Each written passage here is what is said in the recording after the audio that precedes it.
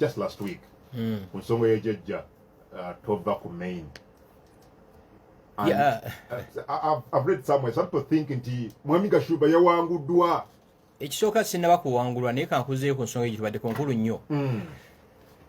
Osobola okuba n'omuntu emyaka 3 nga takwagalangako ng'akwagalako byakuggyako. Owulira? Ekirala tolimanya mutima gwa muntu okuggyako Katonda ng'amuwadde obuyinza oba ssente. Michelle Obama yagamba money and power reveals who we are. Osobola okuba n'omuntu ng'akuyita muzeeyi boosi lwakuba akyali munaku nga Katonda bw'amusitula akuyitako ne ku kkubo. Tolimanya mutima gwa muntu ng'akyali munaku. Osobola okumanya omutima gw'omuntu ng'amaze kufuna buyinza oba ssente. Tayeba oyo mulaba sipiika. Sipiika no muhaira kuba namba 6 I don't know. Namba 3. No namba 3 abera speaker Anita Among. Oh, you get ku deputy. Tayebo oyo mulaba. Ayina obuyinza ayina ssente nene bwe mukwira ku mwendo ogw'ekiro simwajiza. So nze sina kye sirabye nadde ku taata wange yali musajja mulodi. Ffe twakula wakanga buli kimu ekiri. Zera bwe mpulira abantu beboogera mbu babona nze sibimanyi. Nga kitaffe ayina abantu awakaba yayamba yaweerera abantu besimanyi bongi. Nimukuba bufaananyi. Abantu abaali abaavu nange be nali mmanyi kati nga bafunyemu ku ttooke. Ayala okutomeza kahaliya nolaba enkofu. So taffe n'alwala ne tumujjanjaba tewali dwe tutamutwalamu. Eri asemba ddagala nga tulijja Israel. Tebali nyamudi olwafa ne bagala okulaga okwagala. Naye nababuulira nti neewuunyiza nnyo okuba nti abantu abayita mu ngalo za kitaffe abatamulambula muli wano. Kati nze Gashumba tokyansomesa. Owulira? Lessons ekirala nkiwuddeko ku makya wano nga mukyogerako. Kungu bw'oli wasa omukazi ng'ayina abaana 2 3 bano abaana n'obaweerera tebali kulikogonayizinga. Mbuuza lwaki? Bo mu mayindi yaabwe bakula balowooza nti gwe wasaanyawo marriage ya maama waabwe. Ng'ate bambi omukazi wamusanga bayawukana ddala ki n'oli. Kati taata waabwe buli lwafuna omukisa n'abasisinkana abaana bagamunnanga omusajja oyo yanemesa nani nyamu tebasobola kuliko never. So kyenkugamba nze sina kye sirabye. I've seen it all. Nze ndabye ku ssente nali ndabyeko ekisenge nga kijjudde ssente money. Tosangako ekiwogo wali ofudde kyali n'akuyitako ng'atakumanyi nga temwalwana nako bangi ba ex bangi. Towulirangayo omuntu n'aweerera omuntu okuva mu primary 1 paka senior 6 n'afuna obuzibu bwa ssente. Omwana atandika omuweerera ku graduation ne batakuyita. Oba ofuse bikadde batokyajjukirwa. Waliwo omwana wa anti wange nali ndi mu ofiisi eyo n'ankubira nko Frank I have a challenge nti ki I have to come and see you. Ne mwakamu najja n'angamba tutandika bigezo ku Monday ne bamanja ssente za semester 3 ssente ziri meka 3.6 ne kwata ssente nzikola ki. Omwana yali mugezi era mugezi n'ayita ebigezo tiyaŋŋamba nako nti oba nayita oba graduation mba ndi musawuni emuyenga nsanga omusajja aŋŋamba hi Mr. Gashumba how are you it seems you don't know me nze ngenda okwanjula gundi nti gundi yani nga mwana wa anti wange yagraduatinga bagenda nakola mbaga situkola ki kati tiyajja mu office nti anjagala yajja mu office kubanga alina kyanzijjako kyakwagalako kyakujjako. So does the same apply mu bafumbo? Mu bafumbo batya? Nti oyina omukyala mulimu enna wakati not girlfriend. No mwe bali abakyala genuine nga yagala baawe. They are there. But there are also others ababa particular. Yes. Kiraba. Kati mikwano gyaffe abakola mu company z'amaanyi ze MTN ezo ze Airtel Stanchart. Waliwo omuwala nga datinga title yo. My husband works for Stanchart. My husband works for MTN. And that is it for her. Yes. The moment you lose that title, the relationship ceases. Okitegeera? Kati mulimu n'abakyala bambi ng'ekitongole kyakolamu ky'amaanyi nga lino erisajja tiryagala ye lyagala title ne ssente. Webale nnyo ng'enkya omukyala we bamugoba omulimu tewali adduka misimba. Kati nze omuntu gwe mmanyi ayinza okunfiirira ali omu maama wange yekka ne bamugamba nti bansibye ndi apa prison aluteekako ekigere najja ye muntu yekayinza okugamba nti tugeze nsigaddemu kateetera mu ddwale mu ICU naga mumuleke ku byuma ajja kudda engulu. You get it? Kubanga I've seen it. Nze ndabye ate nyina omukisa abagagga nze teri mugagga mu Uganda muno gwe sina namba ye bawava muno basudiri abamalayo. You get it? Okay. Abavu mbeera nabo abanaku mbeera nabo politicians mbeera nabo. 98% of Ugandans are users. They are users. Users. Bakwagalako kyoyina. Era bw'obeera ng'omuntu n'afuna title n'asigala ng'akyalitaninga koliyo weewuunya. Ompulira ndowooza. Obadde ogamba ki? Nakubira. Namyalo ono Namyalo Hadija ono bino bye tukayanira omalako jajja. Wize Namyalo. Namuwako school fees. Yes. Gashumba. Nga nimbi asoma. Nazimuwako ate nali nabyerabira. Ndayiranga ntya Allah bwe mba nimba Katonda mpe kibonerezo. Yennyini yakinzijukiza ndi Mr. Kashwa tukyajjukira. Wampako sente. Ate nekizuula luvannyuma nti yali annimba. Wamuwako sente. Yes, namuweererako. Yennyini yakinzijukiza nga twakatandika simu ka Uganda 2013 yawo. Kati nkitegeera luvannyuma nti yali aŋŋamba nti asoma naye nga tasoma. Yali tasoma. Njagala Namyalo ajjukire bwe twatuula ku Speak Hotel. Namyalo teyasoma yakoma mwezi 4. Ekyo sikimanyiko. Ate gwe gwani gwe Gashumba.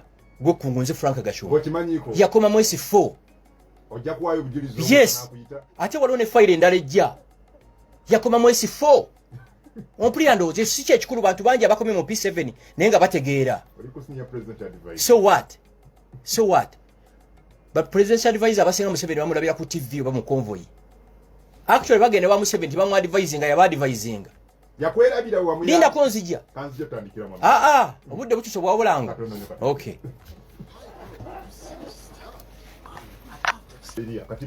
Akatimba k'ensiri nze kiri mu Uganda muno nze nseka. Government nejja ne program y'okuwa abantu obutimba bw'ensiri. Abajega ne babu di campaigning. Gwampuliza ku radio 4 ne radio 7. Gendo je akatimba k'ensiri. Musujja beguna kwatanga ensiri zikulumye. Nofa. Kubanga wotukira okubeera mu katimba k'ensiri nga bakuwakawe kitegeeza ne A+C gy'okuziika. Kitegeeza bajja gula ka coffin mu trading center mwoli bakuteekemu. Ofe. Weerwaneko nga ggwe. In fact kina risks be kufa n'obwavu because ogenda kujjanjaba. Weebale ojja kujjanjaba ojja kuspendinga sente kujjanjabo. N'ennaku ezo ennaku ettaano ennya z'omala awaka nga tukola. So mbe encouraging mwenna mugende mujje obutimba bw'ensiri osole mu katimba k'ensiri ekirala. Baisawa 12 ekawungezi mugalewo amadirisa ensiri zireke kuyingira mu nnyumba. Enkuba bwe mala okutonnya temukkiriza bitaba kubeera mu compound. Nazzi kulegama mu compound. Yeah. Lubale embeera. Anembiro kwotadde. Waliwo ebintu. Government bwe kuwa akatimba ate tisobola kujja waka eyerewo ebitaba. Eggalewo amadirisa. Tulina okwawula rolo ya government erichi naffe ng'abantu. Kati kye kiremye government eno. Abantu balowooza nti buli kintu kyonna ekiri ku nsi. Government ejakuwa. Tiwali government ejja mu kiyungu nejja amata ku masiga. Gwe bw'oteeka amata ku masiga nodda ku TikTok ojja kusanga gabimbye. Kakati mwe ababiriivi nga mu kusamira ng'ogamba mu mujjawo ye yaloza amataago. Ebyekijjege ebyo kitegeera ndowooza waliwo ebintu tulina okwekolera ngaffe. Si buli kimu erina byekoze si buli kimu oyala kwono nakyo si buli kimu. Gavumenti buli kintu kyekoze nga kirungi tugenda kihypinga. Buli kyekoze nga kifu tukyexposing. Ekifu kiri expose. Yes, ekirungi tukyogereko. Kale tuddeyo wali mwami Gashumba twagenda mukuumulako. Anti mukuba nnyo obulango. Sikyo yagala ekyo nti sente zijja. Sente zijja zisansa okujja tuziraba zisansa ddala okujja. Zisansa okujja. So mbadde mbagamba Namyalo. Hajjati Wuzeye Namyalo. Eseka se Wuzeye. Erinnya Wuzeye lya bavandimu sirirye. Simuvandimwe. Mbaleetera. Tugenda kuleppuka. Si ye Wuzeye. Erinnya lye Hadija Nansereko. Yakoma mwezi 4. Primary yasomera Buganda Road Primary School. Olive n'agisomera Sumaya ku Lwe Masaka. kati kye yakola ng'omukujjukujju n'anoonyayo omuntu gwe bayita Hadija Namyalo yasoma amateeka. Waliwo omukyala looya ayitibwa Hadija Namyalo kati yeebatiza linnya ly'oli. Weesirikire tujja. Kituufu. Hadija Namyalo gyali twamunoonyerezaako. Hadija Namyalo yagraduatinga 2008. Namyalo tasobola na kuwandiika nansereku tasobola na kuwandiika paragraph emu mu luzungu. Ongamba otya nti oli lawyer, you are an advocate of high court nga tasobola na kuwandiika paragraph emu. Ochulira so yoyo so tiyasoma Irani wa abirete. I was told wa Iran nza kugamba ndi munda eno information jemba wanjijja ku Pentagon. Ate bino bye balimba mu Uganda omuntu omugezi ali omu mwenaremu ye Yoweri Kaguta Museveni ye pinako ya magezi gonna NRM eriwo lwa muntu aliyo Saabalwanyi Yoweri Museveni. Bano bonna badvisor bola badvisinga. Sikyagala sikisabirira njagala Katonda muwangazi. Museveni nafa ku ssaawa 4. Ku ssaawa 4 n'ekitundu tewali NRM. Yes. Nafa ku ssaawa 4. Ku ssaawa n'ekitundu wabeerawo NRM. Kuba ye mugezi. Structures on us manyi bikibera. Teri kubanga Museveni Katonda yamuwa ekitone fena kitayina.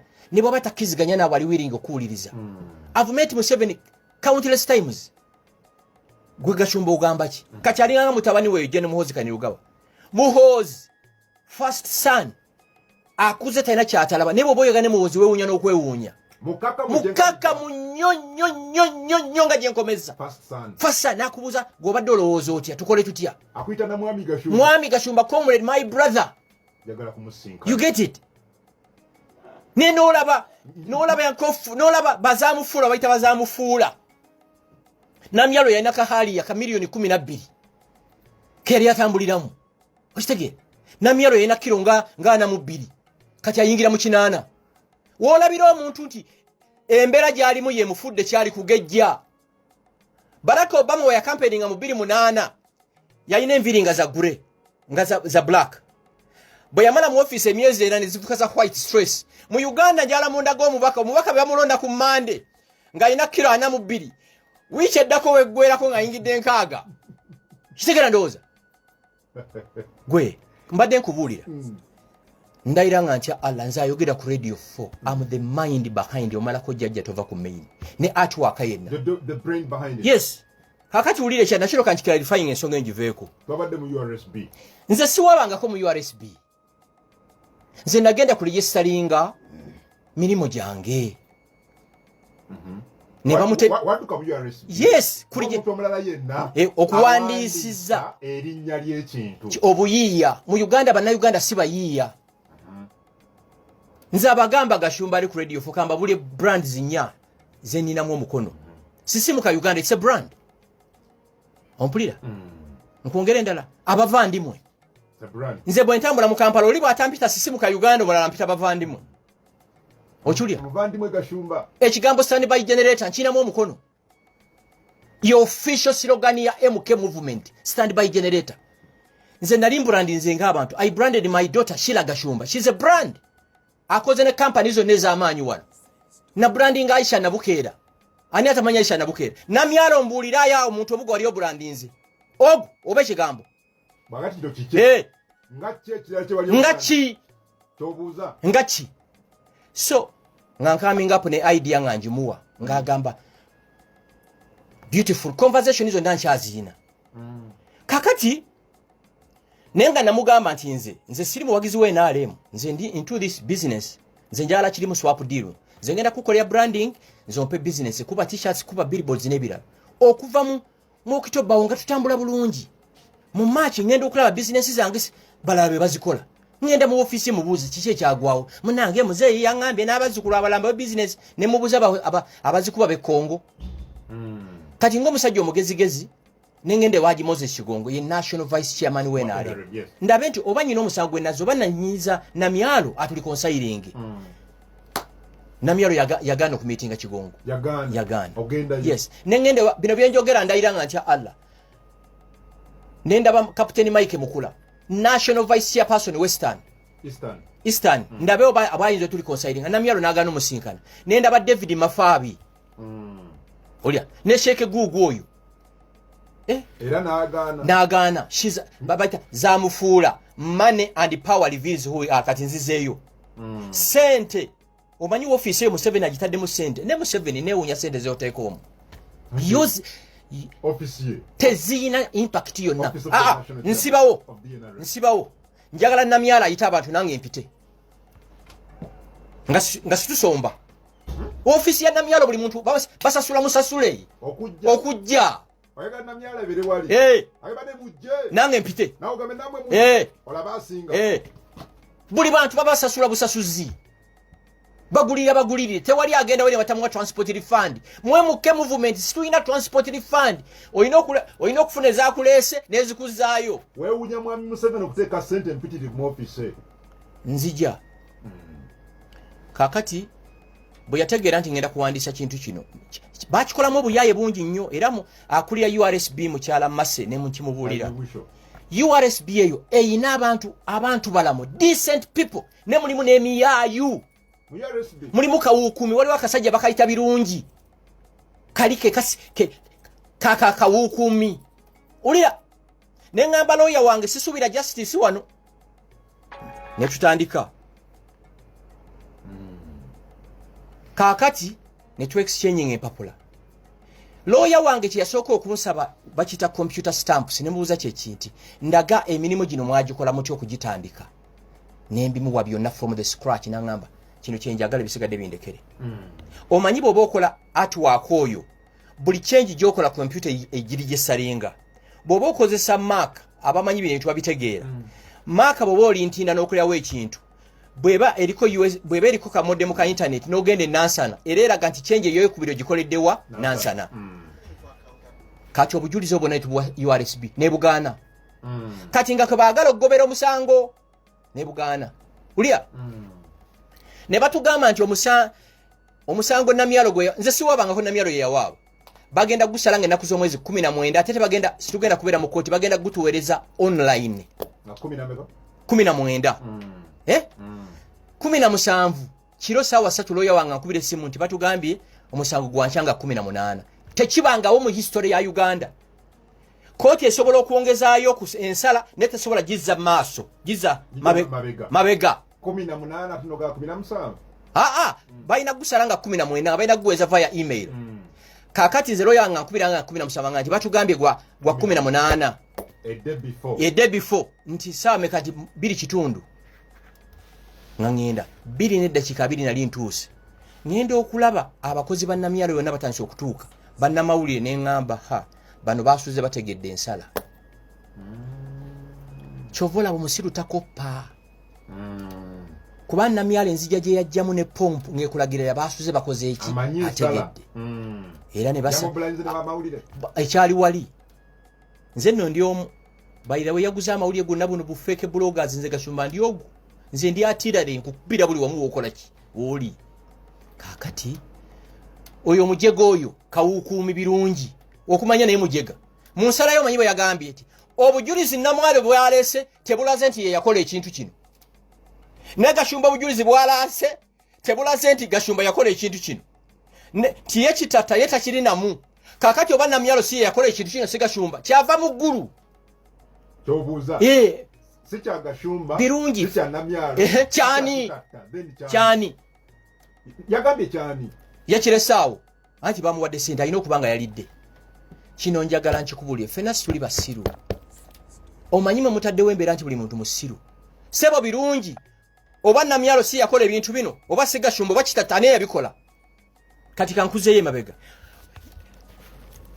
ground yasinziddeko gamba nti sinze nabikola olunaku lwe balonkinga office eyo on the 19th tusalawo okulonkinga office owulira materials zonna branding materials zonna ezakola office eyo launch nze nagiriyo nze naziri in charge lwe yasooka okuntwala ku office eyo ne mugamba ene office ekuweereddwa nnungi nene njagala otuule mu ntebe onyweremu nga office efaanana bulala nensooka mugamba amategula gano tulina okugooza office eno efaanana nnyo ekifaananyi kya president nentuka mu office mwe yali atudde ne mugamba tosobola kubeera nga gwe senior presidential advisor gwe ali in charge of this office nga tefaanana kitiibwa kyo byentu bikyusa kati kwolwo olunaku nze yampa ku mobilizing na in charge of universities n'amawulire bino byenjogera ndayira nga ntya Katonda bwe mba nimba Allah mpa ekibonerezo nembikola owulira n'omutima gwo nze bwompa omulimo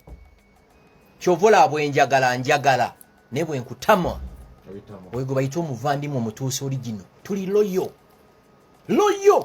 ze kungolaba nensanga abantu bakuba nkuba bali fight now ask questions later ani abadde omutuufu ngendo kizula nti gobadde omukyamu nga bali zakabyedda you get it I loved Namyalo nayagala Namyalo I dedicated obulamu bwange nga njagala omukazi ono ashayininge okitegeera ndowooza kubanga nze siri weenaalewo president yamuwadde office ng'omulimu gwange guli gumu kumuyamba achivinge byayagala owulira ne tulonkinga office olw'okuba nze nali ni charge w'amawulire ku olwo all media houses monitor yatukuba front page New Vision front page Book at the front page NTV akawungezi NTV at 9 NBS zonna kakati ono omujaga birungi owa URSB ensonga lwaki yaganye okuligisalinga gundi yange embu yakwotinza amawulire mbu amawulire galaga Namyalo galaga ebifaananyi bye alinganga agamba nti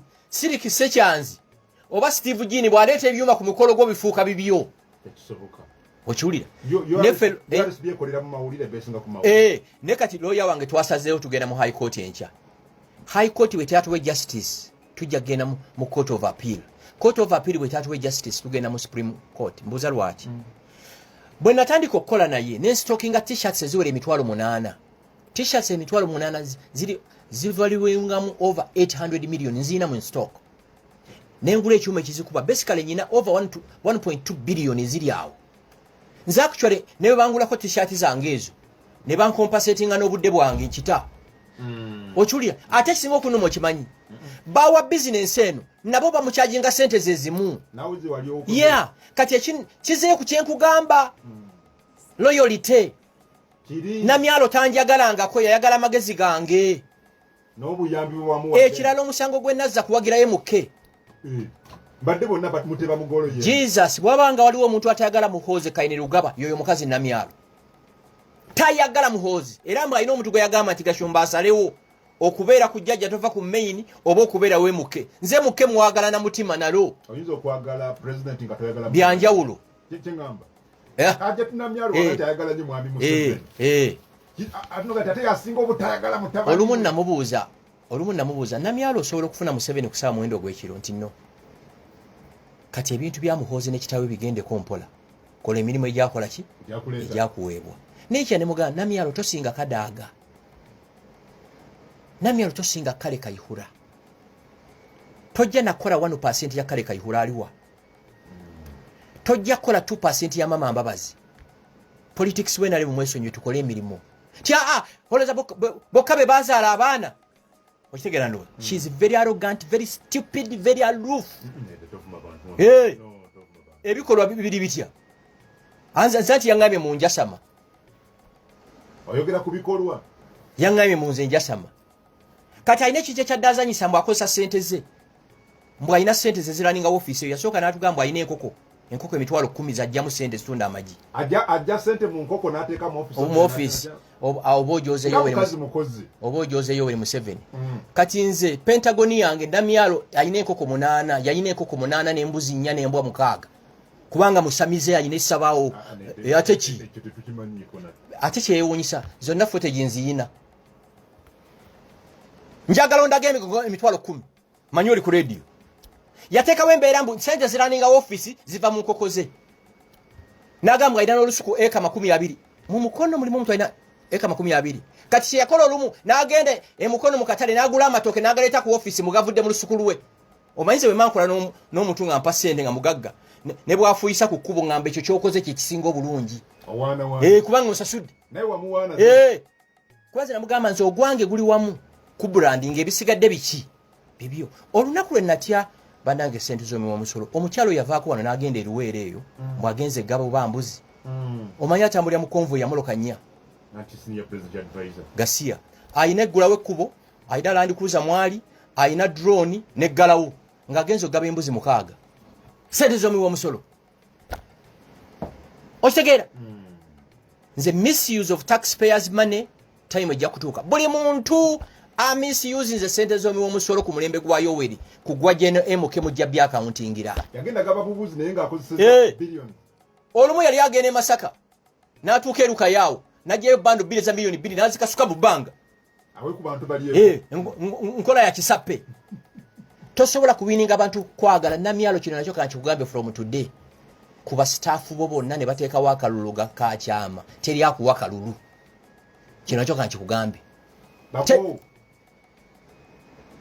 kati lutwabadde ku URSB yaguze buli munnamawulire gwawadde 5 gwawadde akakadde bavume Gashumba bakole ki bano abawandise bino babaguze everything bubloggers bukyobwo Gashumba lerererere namyalo nkwegayiridde njala nkola samale bwete so tekinaggo ogambe fe tuli balwanyi twalujja eruwere tuluyingiza kampani tutwala ekigali paka Kinshasa tugenda mu high court enja high court wetampa just tugenda mu Supreme sorry court of appeal wetajimpa Supreme Court banna Uganda batona abayiye ebintu kindi kinze ndakiyiya namyalo manyo mpuliriza genda onaabe kati manyo oli munene omubiri wagejja naaba nkwegayidde oba toyina tawulo njeru awakagigule leero mala okunaaba gyesiimuuze wenna sigala ng'oli bukunya otule mu dressing mirror obuuze omuntu gw'olaba omubuuze Gashumba yankola ki bw'okimala kikola genda weebake ku kitanda kyo tune ku siiringi obuuze ani yayiye ekigambo malako jjajja tova ku mmeni n'ebiyigenderako ekirala bawe naye muwakisawo wakinnansi ate si mulimo kati wulira bawe bwakutya bwalaba ng'oli shapu nnyo akukuba ewa namyalo abalowooza oyiza omumubbako nze sobola kuba na namyalo nze abantu bange sibe bannamyalo bino bajja kutwala mu kooti obitebye obusamize si busawo antwale kati bawe buli lwalaba omuntu omukujjukujju ng'alina namyalo kuba namyalo twayogeranga emirundi nga 10 olunaku ndoza naati anti obakasajja kayinza okuntwalako ki nze abantu bentrendingira mu size abantu bazimanyi olina kuba tosuka kilo 8 okitegeera ndowooza size yo bantu bagimanyi kubanga kasoyingira mu kilo 8 oba oyingidde kankomaawo kategole kankomaawo okitegeera sebo bawe yegundi yani nono mumanyi yani sebo sigezangako kwana mukyalawo kubanga ekisooka namutwala nga muwala wange kuba namuwaako sente ez'okusoma n'atasoma nayagala namyalo nga njagala shining nekyeyankola ndifa si kyerabidde kyenva nkugambe kiri money and power reveal who we are okitegeera money and power lulinga ali bubi nga njogera alinga katonda we kati yakoze pate nerabidde bwe tuva ku URSB yaleka embuzi zisalwa embuutu ku ofisi ye nga bategedde kibagenda okusala enkeera n'akola endala bajaguza bakola akabaga ulira n'agamba mbu nno Gashumba namuwa ebbanga lye nakolera naye namuwa bizinesi za miliyoni 5.8 mbu t-shirts ekyo kikyamu nnyo ekyo kikyamu njala tubi computing ne bwe zibanga za kawumbi profit margin gye nali nkola ogimanyi totunulya sente zompadde nyinza okubanga buli t-shirt njijjako siringi 7 you get it n'ekirala ekibuuzo kiri nti office yaggalawo weri t-shirt zikyakubwa nze namuwa Christmas last year namugamba tulina okukola ekintu ekishokinga noteeka billboards Kampala eziwishingira abantu happy new year nenga boss MK akimanyi namugamba munnange nze eri ndi mukupakasa ndiyo nga mupakasi ndi mukola okitegeera ndowooza kaakati MK bwanondo okuba nti nze mumyuka we wa Central Region we yaggalirawo fayiro era njagala mutunuulire enkolagana yange ne namyalo yaggwawo mu March nga jeno amaze kunonda ate muhoozi ne bwaba talina wadde 10 nja kumuwagira paka State House I can assure you paka kubanga bintu bingi benyina naye biri common ayina ekigambo kyangamba nenanga minsa gacho ne omanyi nti tukuze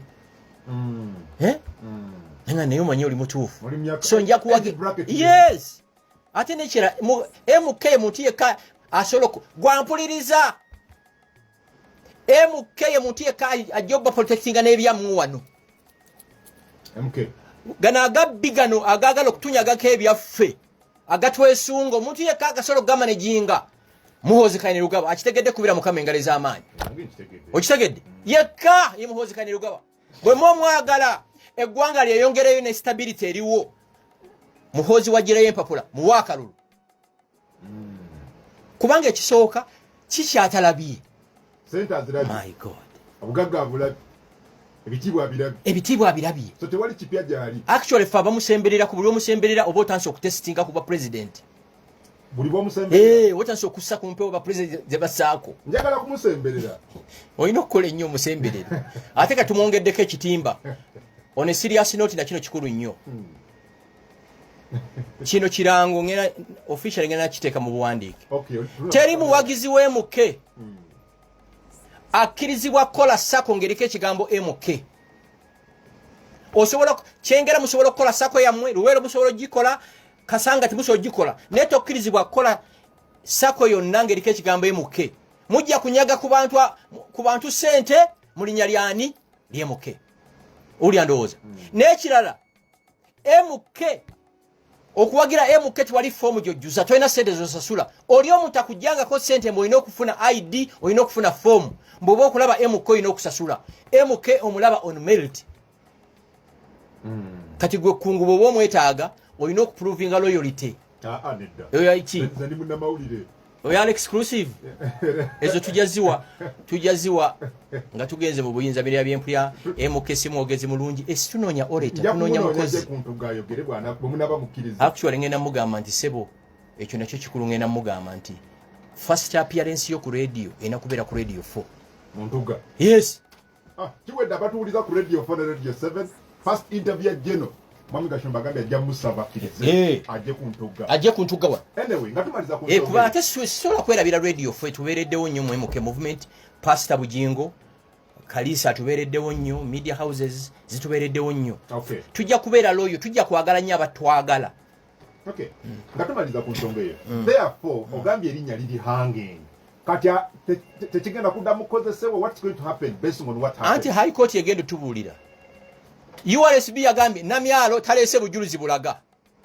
ne Gashumba taleese kitataye ba mu kicking out kakati wali akirizibwa kikozesa at the moment ndekati akiko ne kikozesa kakati bagenda bajja tusasula sente ze batamanyi ochuli andooza neze kugambye kyenjagala nti njagala stock je nyine gwewo bakuguleka ebintu byewa nchesonyiwe kitegera ndooza kubanga mukama wange Geno Muhoozi ajja kuba president tujje kweyagala abo tibagenda sigaza mirimu banamya competence mukebwa ajja namyalo bobo omanyi toli competent tandika NGO bogenda okuba ekyeyo competence je tugenda okuliwadingisa you are not competent fulumi engalabiyo twagala service delivery nine gwanga gagga government etasente zesemanyina bungi every year sente zega zibwa bubbo kungwa abantu babbye sente ku mulembe guno ntunuza mu kamera abantu babbye sente ku mulembe guno sente zibbibwa mu government eno senga zali zikolera abantu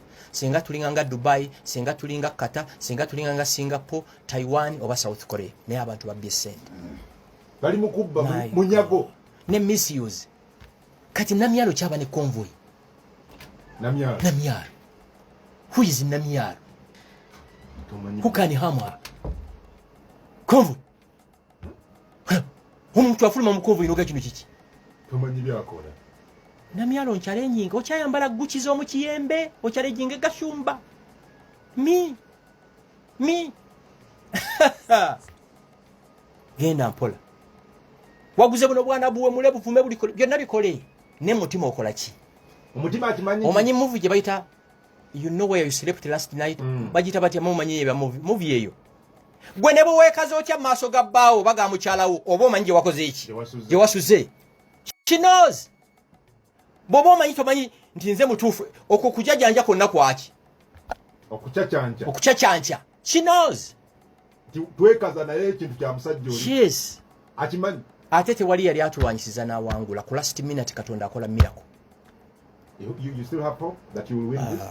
It's not about winning. Kumpa what belongs to me.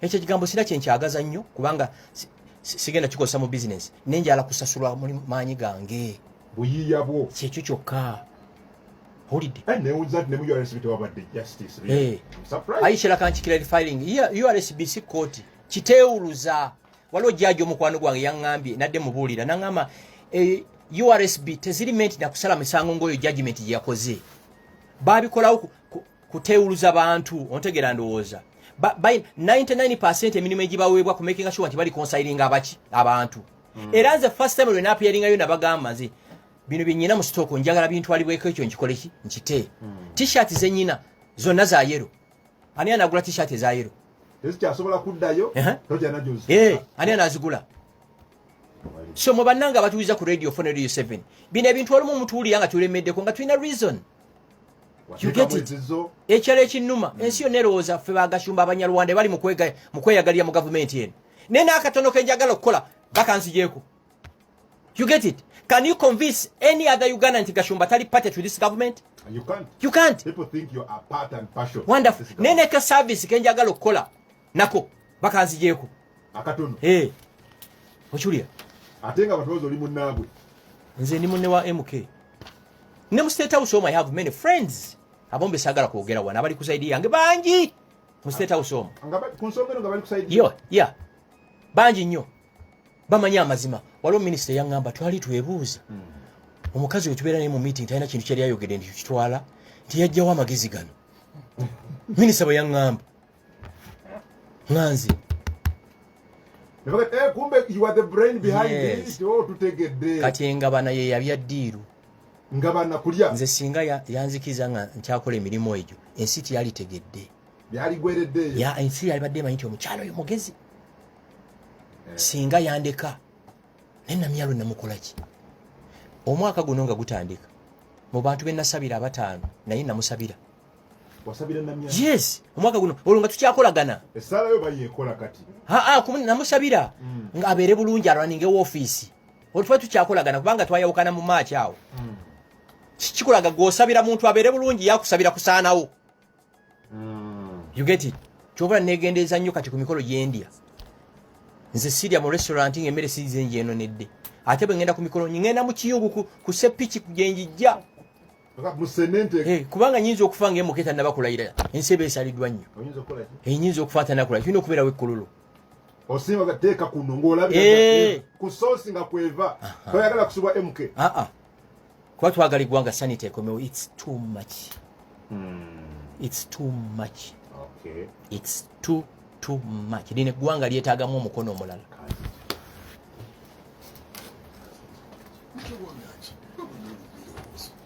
waliwo agambye muwemuke alani sikini ku ntikko ekimenki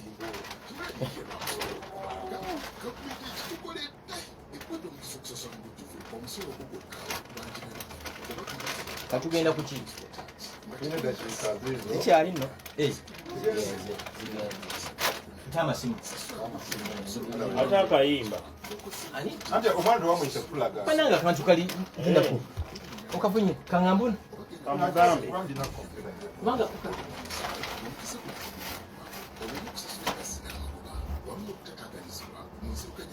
Hey, how are you? Ada? Okay, kale, pampuno. Ada? Sebo? Wabali kuwuliriza? Gwani sebero sinziddewa? Matove Bulindo, yes.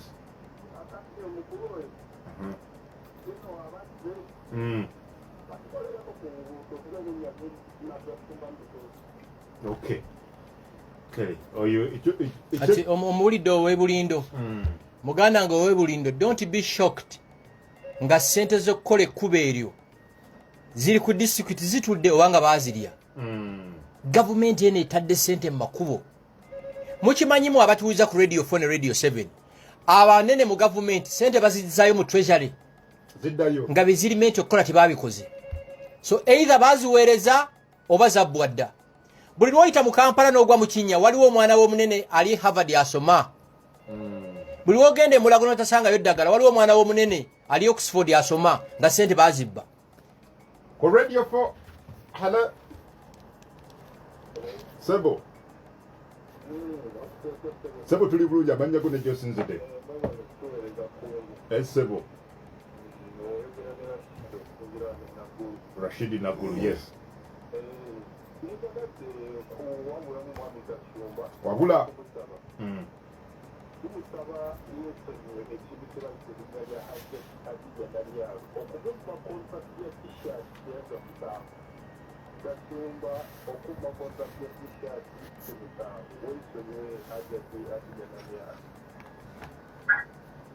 Rashidi Naguru bwati bwagambye kakati Rashidi nja kumwesonyiwa Bible give what belongs to Caesar waliwo ekigambo faith babita batya banono yakalidali biwekalidali manini seo muganda ngo Naguru wenna mukasaka ke nalimu ne namyalo tiwalimu Rashid akasaka tewalimu bivemu ebyange ne namyalo nze mbimanyi naye nze mbimanyi WhatsApp conversation yange from the start up to today naye njina nga ya technology nga asiima buli kimu owulira so bivemu tobimanyi eno sister square ti buli muntu amanyi weri mu kibuga eno si wakaza house ti buli muntu agimanyi weri tobimanyi nze naye twemanyi okay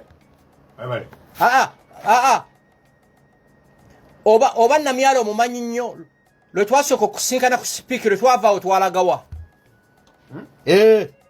omubuuza Rashid omubuuza bwe twavaawo twalagawa we mwavaawo ku speak twalagawa ne hajati namyalo kubanga yalina driver we kuolo bwe yangobereza moloka ye hali yanze twamalirawa ebintu ebimu byensonyiwe okitegeera ndowooza kiringa nga abafumbo ababiri toteekangayo biki kikyo radio 4 yes sebo yes mami senfuma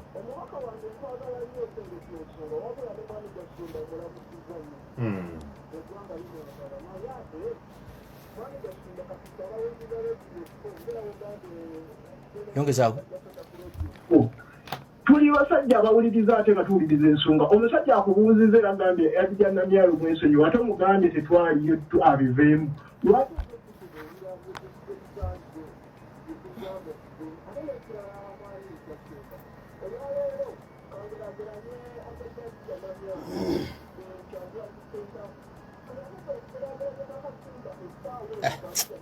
kakati jako gasia jako ajirindako kungu abo kati be basasuddwa okuba amasimu kino kyonjala nkimanyi ku radio 4 okitege abo basasuddwa baba wa mitwalo 5 mitwalo 10 amanya go sebo ne gyosinzide Sebo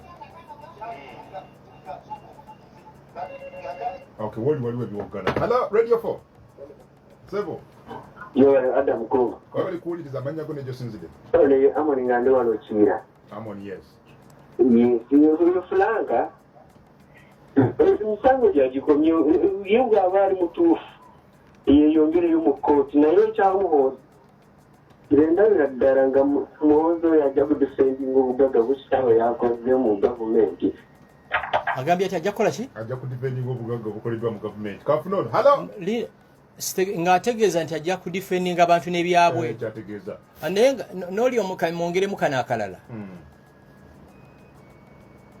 URSB bwe yasalawo nti Gashumba ne Namyalo teri alaze bukakafu nti ennannyini naye nga ffe obujulizi baffe baabugano bukkiriza yakola press conference ebweru wa URSB n'akola endala ku ofiisi ye yayagala sayidi y'enfuja abensi ebayinga into ontegeera ndowooza kakati nze ndi wano kungu ndayira nga ntya Katonda kungu ne baga nti ofuuke president wa Uganda yogera nvudde nti awo akanyimiriddewa bwensimbudde sina kyemanyi simanyi ani akimanyi gwe mwennyini mulala abakumbi maybe ne driver kubanga olusimbudde bamanyi tuyimiridde wano ku Starbucks ne tunywa amafuta ne tweyongerayo.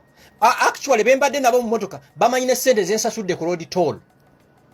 Nti mpaddeyo keetaano ne bakola ki? Ne balaba. You get it? Kati bw'oba towadde naffe kiveemu. Radio 4. Amanya sebo ne Josinzide. Mwamulindwa Kasanda, yes.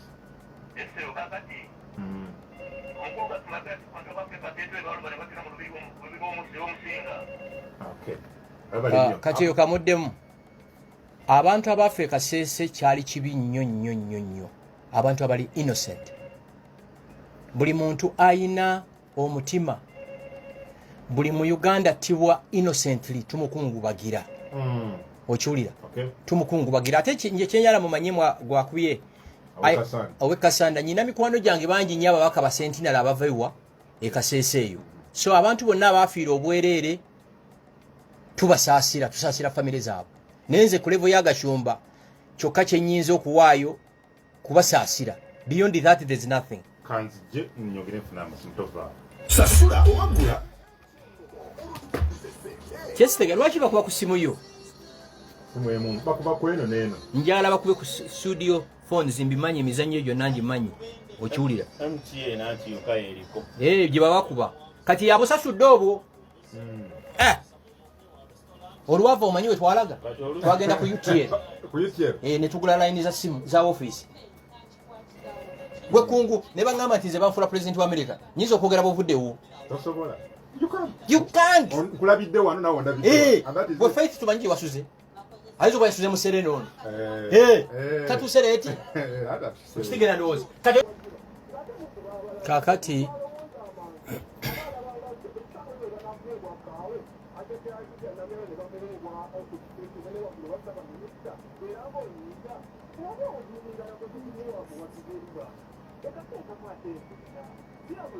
Kale, message etuse muganda. Kakati. Abalinyo. Kungu. Abalinyo ndugu. Kungu bobanga moderating nga show zino. Wewalanga nnyo people who are paid to speak. Ekisooka nabadde mpa narrative. Nze nkolagana n'abantu abasoba ne kire 89 ne sibakuwaana. Kinadde ngamba. Nze nyina muto wange yabakyala heavy bayagala. Heavy. Yazita sino truck. Ngayogera ku muntu omwali wano. Ne waliwo nali wano yeza ayagala sino truck amagulu 10. Nadde ngamba bawe nti sibangako na intention yonna. Okay. Okiwulira ndowooza. Ate omuntu yasinga otutabula. Waliwo akasajja bakayita Ephraim mu office omwo. Okiwulira. Omanyibo bebakuwa milioni 10 nti za kuba billboards. Oyinza okusanga ng'oyinako profit margin ya mitwalo 3. Kati oli bw'alaba milioni 10 agawo n'agenze kukola ki? Kuyola. Njagala baŋŋambe nti waweebwa milioni 10 ez'okukola kino ekintu ne sikikola. Okay. So muganda wange afembyeyo ekibi baba instructing okuwa amasimu. Kati script bw'ekyuka oba tokyasobola gifollowinga omusiru takopa. Hello. Okay. Gandhi Mayamba, after 40 years in power, I think Uganda needs another group of people, not MK and not Museveni and Muhoozi. We have tested their part and we need a new group. Hello. Amanya sebo ne Josinzide. Ese amanya ne Josinzide tulina kadde mzee. Yes mwami Ben. Nange.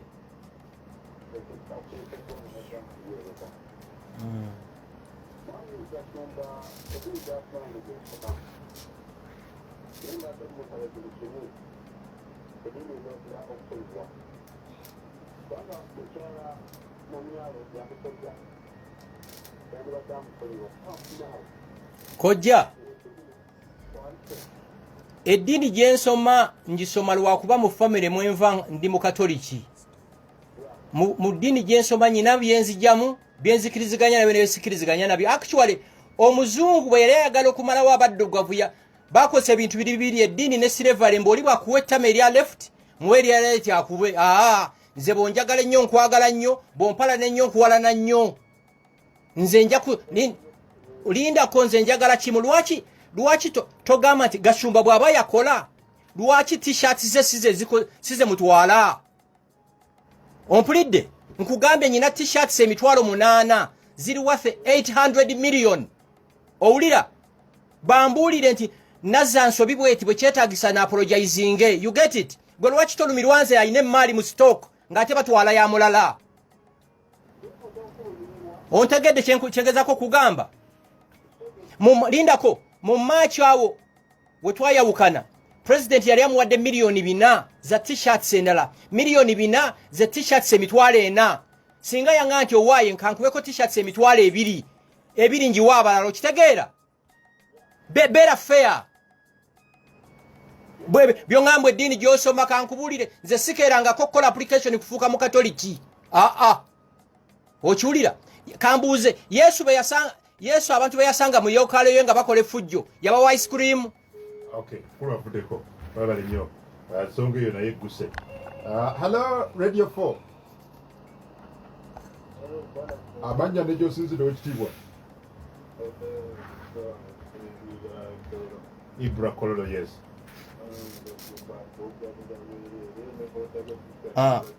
Kakati abo bonna bagule.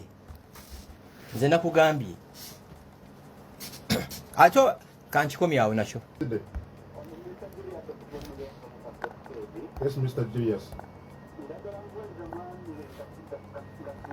Mubuuza akuwulira sebo.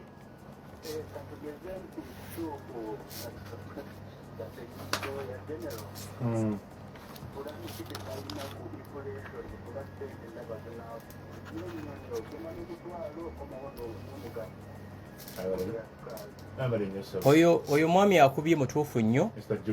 Julius nange neewunyo yungira supermarket n'emitwalo 10 tojjayo na bintu bijjuza kaveera kaki ka black. Ezo sijja kulimba abaabisome nnyo ba Ramadhan Gobi be bali competent okuddamu ebiki ebibuuzo.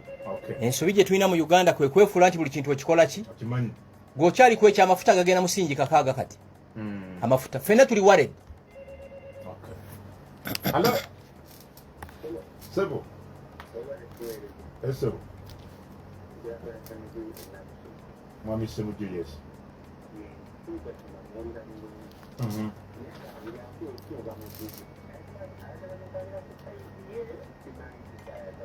Okay. Ampambye.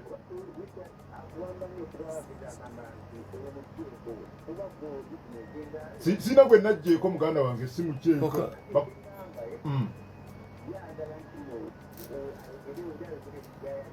Okay. Kakati muto wange. Okay, Linako. Mbadde nkusaba omwana oyo ku Manda gye tukole show naye wano. Oya asembye. Jangu tukole nawe show. Okay. Omanyi bw'obeera mu kirasha eyo kyangu nnyo. Bw'obeera mu kirasha awo yali teebye. Jangu wano mu studio. Hello? Wanje wekitiibwa. Sebo bali kuwuliriza. Yes, Munaluwera.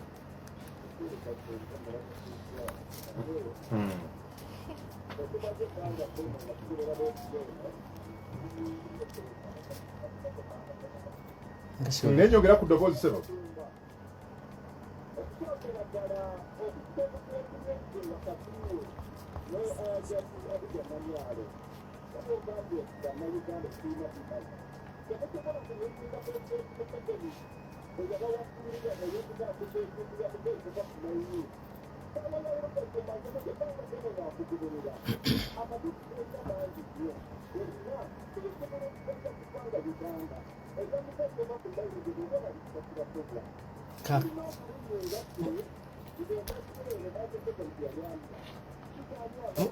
Muganda wange okyaliko ku simu. Kakati njagala kakati okola oli Luweero okola mulimo ki?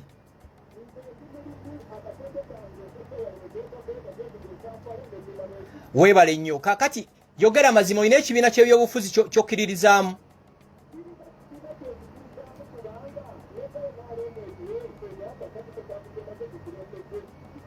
Okay, kakati kale kandete example bweti. Owa boda nga awagira Nuupu. Omuwagizi w'enalemu bw'ajja nti amuvuge tamutwala. Owefudisi nga awagira Dr. Kiza Besigye. owa NRM bwajja tamutwala. Kakati nze nkolagana yange ne office eyo yali pure business njalo kyawule. Ontegeera nga gwe bwe najjanga ng'oli muwagizi we NRM lukuluwe nga nze ndi muwagizi wa Nuupu ne nkugamba omanyi njagala kuntwalira nsawo yange ne Kampala. Oba okola yesebo.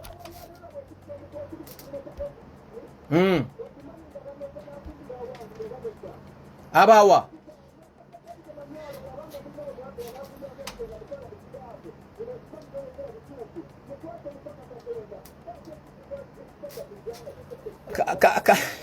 kale kakati kamalirize bwenti omaliriza kakati abaddugavu yensobi gye tuyina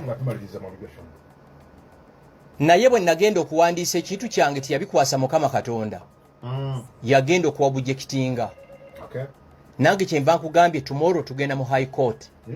Lindako Yesu mwe ba Christians abagamba nti Yesu yakulira Christianity kigambibwa nti yazalibwa Israeli siwe kiri mwe muba n'ebizibu mubikwasa Yesu abibasolovingire. Hamasi bwe yalumbye Israeli abajuti bakutte Bible bajjeyo byuma. Nze sigenda kujeyo mundu ngenda kujeyo mundu ziri mu makoti. Omulamuzi yennanga nga mulamuzi yennyini owa Uganda omutuufu nga teyekubira ludda ajjaku actually singa birungi yali decent enough singa sina ku radio wano nga twogera ku eno ensonga. Okitegera ndowooza kubanga nakugambye tribunal bazikola tuli reconcile people babiyita biteewuluza mu Buganda wano mwe nakulira ebiteewuluza kyekifo abantu b'omu kitundu gye bagendanga nga bayina ensonga zaabwe abataka ne babateewulula. Gashumba akugambye alina t-shirts west mu bungi lwaki mujja ku mulala owulidde kati bo tebatunulira pain gye ndimu. That's the typical Ugandan. I swear abo bonna bakubya amasimu those are paid people. They are paid people. Paid. Okimanyi njagala wegendereze nnyo ti amasimu agakubiddwa kuno. Okay. They are the first callers for the first time. They are calling for the first time. Naye nga bulijjo abakubenya amasimu bakubye. Nze ate emizannyo ngimanyi ne mu studio bagizanya batya okitegeera ndowooza. Yes. Okay.